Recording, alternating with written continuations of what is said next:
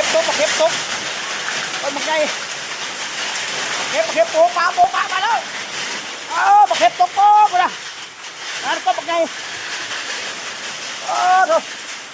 ดูไปละมาเข็บตุ๊บเป็นยากขนาดพายุมั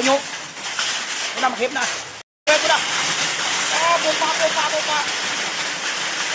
ดู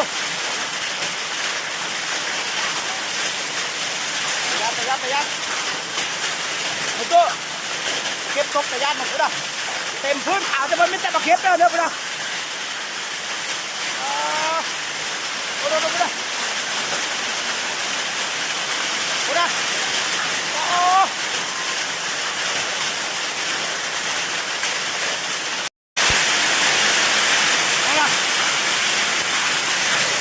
เต็มพื้นเลยดูมาเข็บ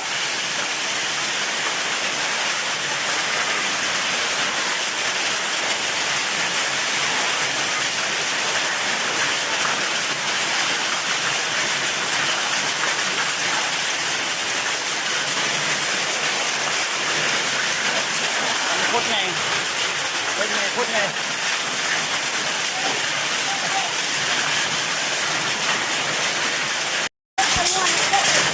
เดี๋ยวมาด่าเจ๊กน้ำก้อน